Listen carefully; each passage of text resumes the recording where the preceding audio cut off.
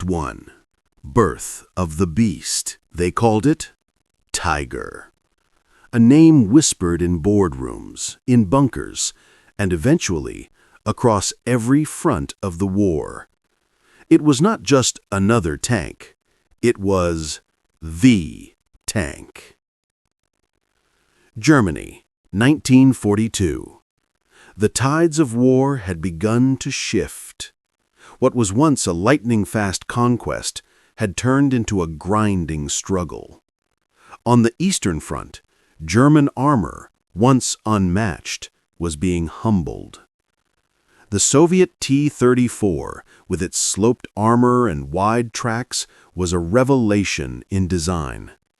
It could outmaneuver the Panzer III and Panzer IV, deflect their shells, and crush them with sheer numbers.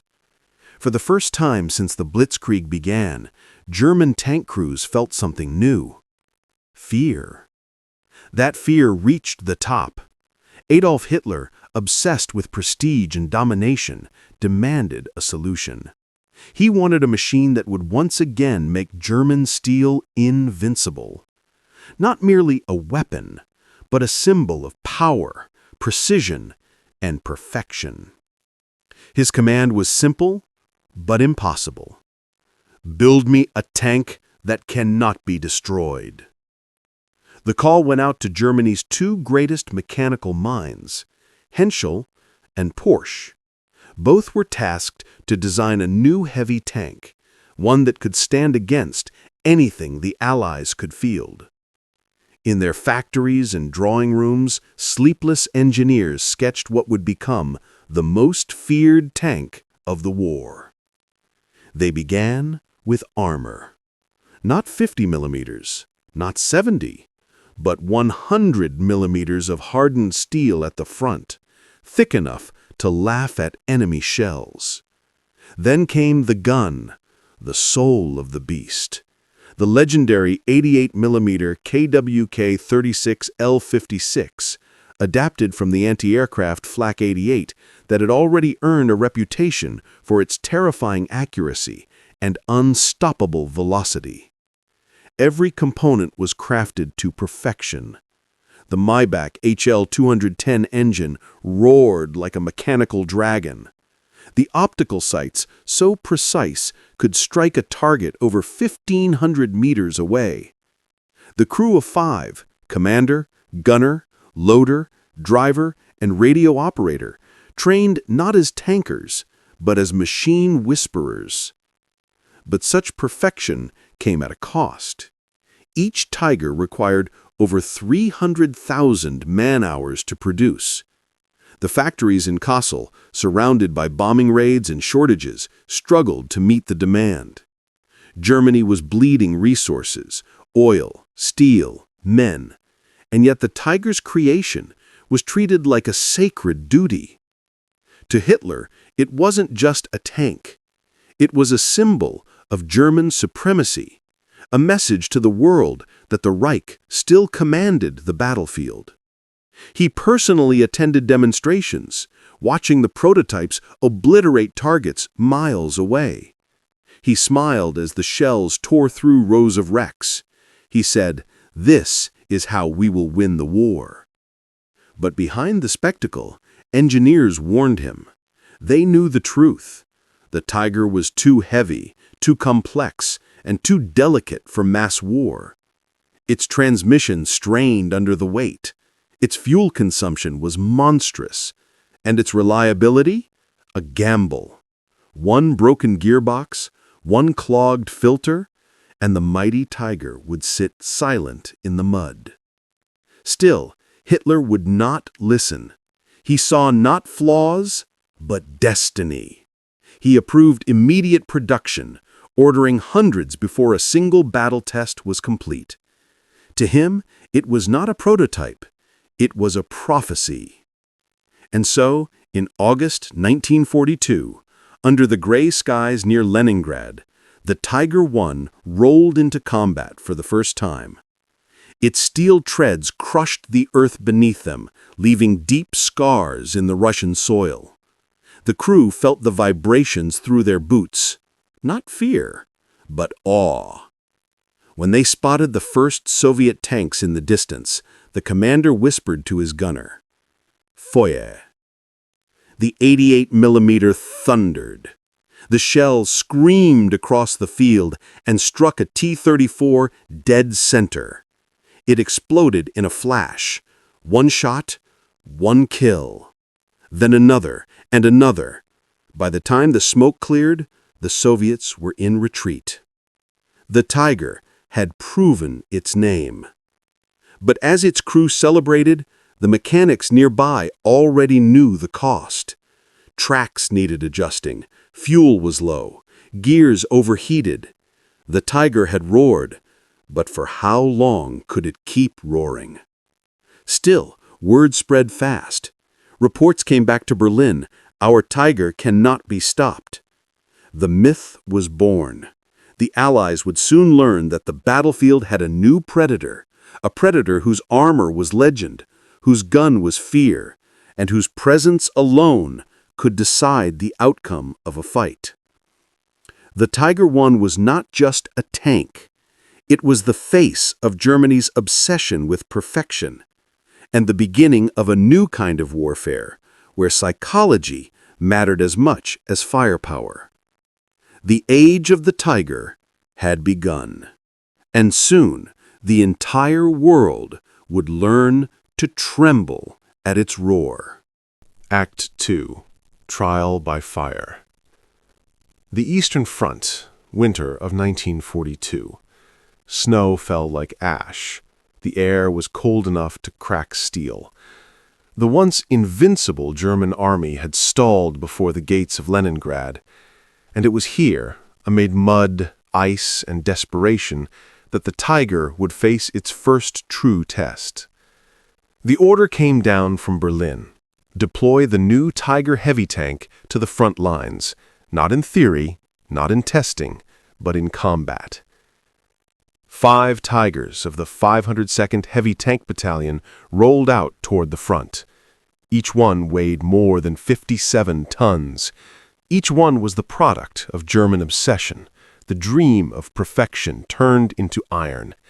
And as their engines roared through the frozen forest, men on both sides stopped to stare.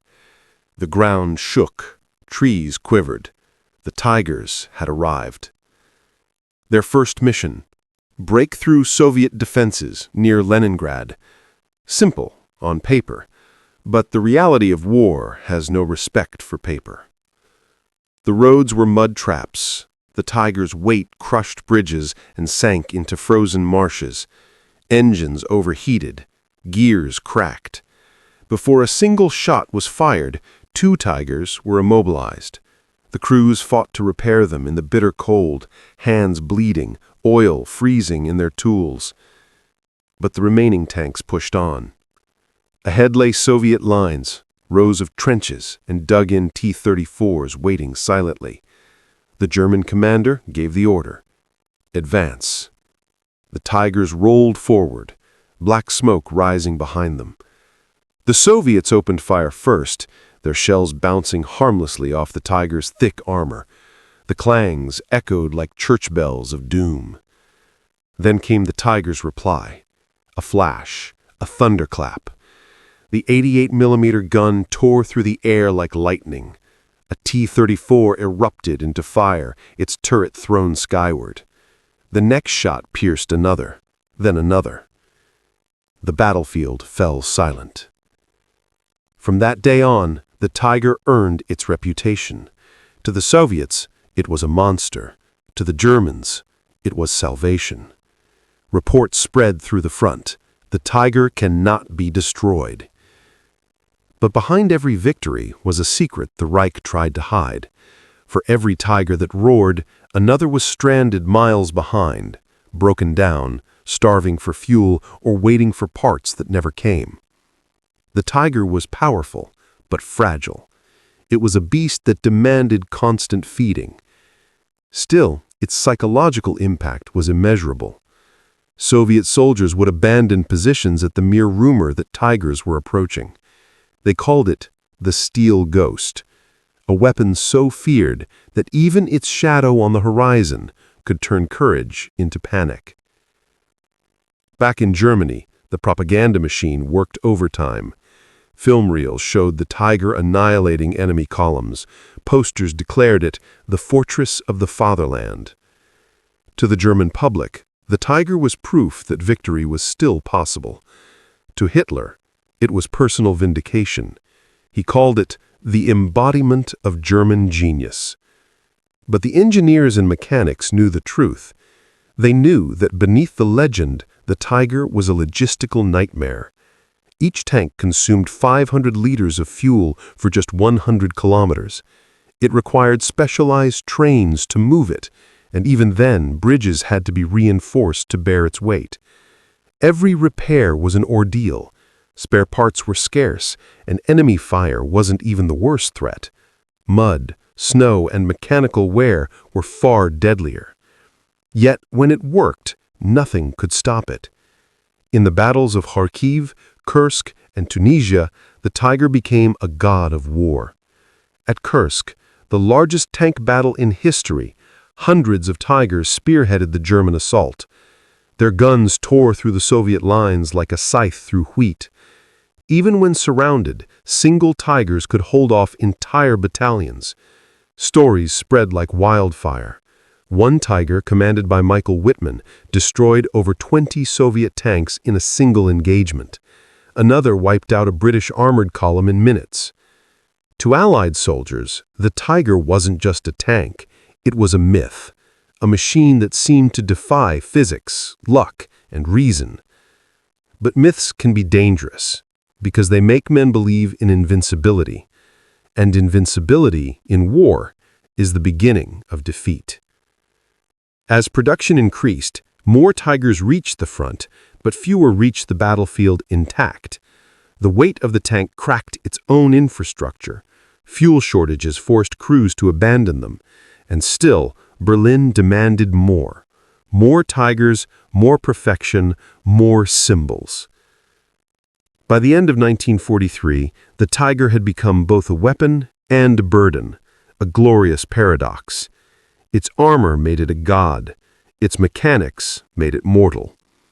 To the men who fought in them, it was both protector and prison. Inside, the noise was deafening. The gun's recoil slammed through the hull like thunder. The smell of oil, sweat, and cordite filled the air. But when that 88mm fired, when it struck true, they felt it in their bones. The Tiger was alive. Yet every time they left for battle, they wondered if they would make it back, not because of enemy fire, but because of their own machine. Would the engine fail? Would the gearbox seize? Would they have to destroy their own Tiger to keep it from capture? Still they fought on. Because when a Tiger rolled onto the field, the world held its breath. The Soviets braced, the Allies hid, and the ground trembled beneath the roar of the beast. By 1944, the Tiger was more than just a weapon of war. It was a legend forged in fire, tempered by fear, and destined to burn brightly, before fading into ruin. Act 3. The Turning Tide. By the dawn of 1944, the Tiger still ruled the battlefield, but the battlefield itself had changed. The war that Germany had unleashed was beginning to devour its own creators. Factories bombed, supplies cut, men exhausted. And even the most powerful machine cannot roar without fuel, without parts, without men to serve it. The Tiger's reign was being challenged, not by a better tank, but by a smarter enemy. On the Eastern Front, the Soviets had learned the Tiger's secrets. They studied its armor, its weaknesses, its habits. They learned to avoid frontal assaults and instead attacked from the flanks. They sent waves of T-34-85s to overwhelm single Tigers, trading quantity for quality. And when they couldn't outgun it, they outnumbered it. For every Tiger Germany could field, the Soviets produced 10, 20, sometimes 50 tanks. The battlefield became a sea of steel, and in that ocean even the mightiest predator could drown. In the west, the Allies were coming too. The beaches of Normandy echoed with the thunder of engines. The Tiger faced a new enemy, the Sherman, smaller, faster, weaker, but relentless. Individually, a Sherman was no match for a Tiger, but the Allies understood something the Germans did not. War is not won by one-on-one duels. They swarmed the Tigers. 4, 5, sometimes 10 Shermans would surround a single German tank, flanking it, hitting its tracks, calling in artillery and airstrikes. And when the Tigers tried to retreat, the skies above opened with the scream of Typhoon rockets. A Tiger could survive a gunfight, but not the sky. Allied air superiority became the Tiger's curse. Columns of German armor, once unstoppable, were now sitting targets. Every movement risked death from above. The Tiger's armor, once its greatest strength, now became its coffin, trapping crews inside burning hulks. Yet still, the Tiger fought with terrifying efficiency. When conditions favored it, when ambushed or entrenched, it could destroy entire columns in minutes. But such victories were becoming rare. Every Tiger lost was irreplaceable. Every destroyed tank was a wound the Reich could no longer heal. Inside the factories of Cassel and Henschel, production slowed to a crawl. Allied bombers bombed assembly lines night after night. Steel shipments never arrived. Engines were rushed, parts scavenged, quality fell. The Tiger, once a masterpiece of precision, began to suffer from its own complexity. Even the men began to change. The veteran crews, those who had tamed the Tiger's temper, were dying faster than they could be replaced. New recruits climbed into the tanks with minimal training, unprepared for the machine's demands. The Tiger required discipline, coordination, trust, but the Reich had none left to give. The once feared divisions, the SPZ ABT 502, the 503, the 505, were shadows of their former selves. Where once they rolled with 45 Tigers, now they limped with 10, sometimes fewer.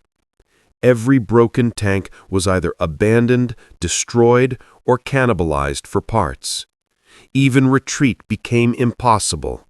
The Tiger was too heavy to tow, too precious to leave. On the battlefield, Tiger crews grew more desperate. Fuel was rationed, ammunition was scarce. Crews were ordered to destroy their own tanks rather than let them fall into enemy hands. And they did, with solemn efficiency. Explosives under the turret, a final salute, the roar of the Tiger fading into a single, lonely explosion. But even in decline, the Tiger refused to be forgotten. In battles like Villers-Bocage, a single Tiger commanded by Michael Whitman turned an entire British armored column into rubble. In minutes, over a dozen vehicles burned, proof that in the right hands the Tiger could still command fear like no other. But Whitman himself would not live to see the end. In August 1944, his Tiger was destroyed by Allied fire. The legend died with him. The war had shifted beyond the Tiger's reach. Technology, numbers, and logistics had replaced fear. The Allies no longer trembled. They adapted, and the Tiger, for all its power, could not fight alone. By late 1944, even as newer variants like the Tiger II, the Königstiger, or King Tiger, entered service, the writing was already on the wall. Heavier, stronger, deadlier, but also slower, more fragile, and impossible to sustain. It was a tank built for a fantasy, not a war. Germany's industry was collapsing. Its fuel reserves were gone. Its armies were retreating on every front. And the Tiger, once a symbol of invincibility, now stood as a monument to a doomed obsession. Still, there were moments of awe. Allied soldiers who encountered a Tiger up close, silent, blackened, and still, described it with reverence. They admired its craftsmanship, its presence, its aura. Even its enemies couldn't deny its beauty. Because the Tiger was not just a machine. It was art, born from madness, designed with genius, and destined for tragedy. The turning tide had come, and it spared nothing. Not men, not dreams, not even legends. As 1945 dawned, the Tiger's roar was fading. Its once glorious song of dominance had become a whisper of exhaustion. But history would remember, because some machines do more than fight wars. They define them. And as the Reich crumbled and cities burned, somewhere on a broken field, a single Tiger sat silent, engine cold, tracks buried in the mud, a monument to what happens when brilliance meets obsession and perfection meets reality. Act 4. End of the hunt. By 1945, the roar of the Tiger had become a whisper. The front lines had collapsed. The once mighty Wehrmacht was no longer advancing through Europe, it was running from it. And the Tiger, once the hunter, had become the hunted. The snow-covered roads of the Eastern Front were now filled with broken armor and frozen men. Columns that had once rolled proudly toward Moscow were limping back toward Berlin, if they moved at all. Most Tigers never made it. Fuel was gone. Ammunition was scarce. Spare parts didn't exist. Many Tigers were left where they broke down. Engines seized. Transmissions shattered under their own weight. Crews destroyed what they couldn't move, setting fire to their own legends before abandoning them to the mud. The Tiger's last roar came not in triumph, but in defiance. At the Battle of the Seelow Heights, east of Berlin, the few remaining Tigers dug in like iron tombstones. They waited, engines silent, guns fixed toward the horizon, as waves of Soviet armor approached. Hundreds of T-34s, assault guns, and Katyusha rockets thundered across the plain. Against that storm, maybe a dozen Tigers stood. And somehow, they fought. They fired until the barrels glowed red. They destroyed tank after tank, each hit a flash of flame in the distance. But for every Soviet machine they silenced, 10 more appeared. Eventually, the earth itself seemed to move, a tide of steel swallowing everything. When the smoke cleared, the Tigers were gone. All of them. Those that survived the Eastern Front met their end in the West. In the ruins of cities, Cologne, Aachen, the forests of the Ardennes, a few Tigers still stalked the rubble. In narrow streets, they became gods of destruction once more, ambushing Allied armor from shadowed corners.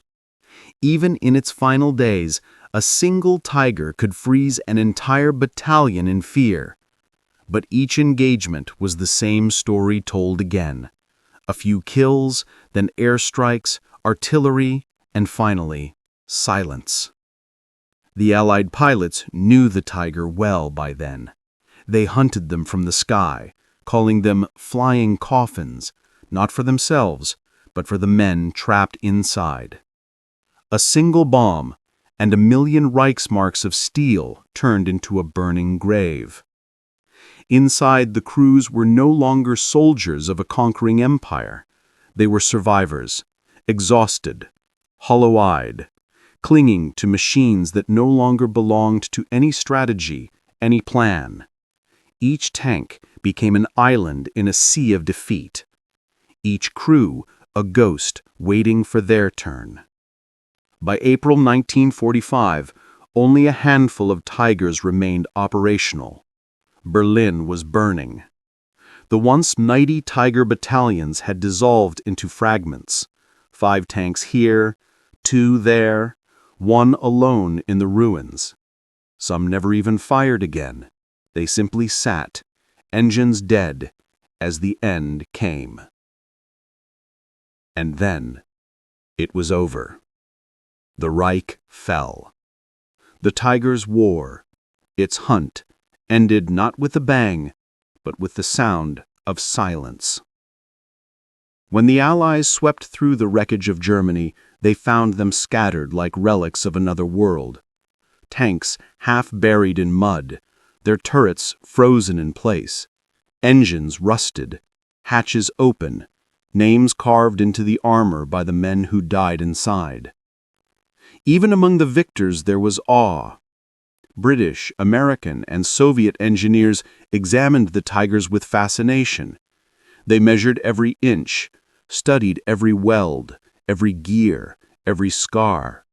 They knew they were standing before something both terrible and beautiful, a machine built without compromise, not for mass production, not for efficiency, but for domination. But domination has a price, and the Tiger had paid it in full. Only a few survived, captured, repaired, and displayed in museums across the world. They became monuments to a philosophy that could never last, the belief that perfection could conquer reality. Because in the end, the Tiger was never defeated by another tank. It was defeated by the world itself, by the weight of its own ambition, by the limits of men and machines. It was a predator too powerful for its own time. Yet even in defeat, the legend endured. The name Tiger would echo for decades, in films, in books, in the nightmares of soldiers who had seen one through their gun sights. It became the template for what a tank should feel like, not just a weapon, but a force of nature. The Tiger's hunt had ended, but its roar still lives, in steel, in memory, in myth. Because some machines never truly die. They simply wait, buried beneath the dust of history, for someone to remember the sound they made when they ruled the earth.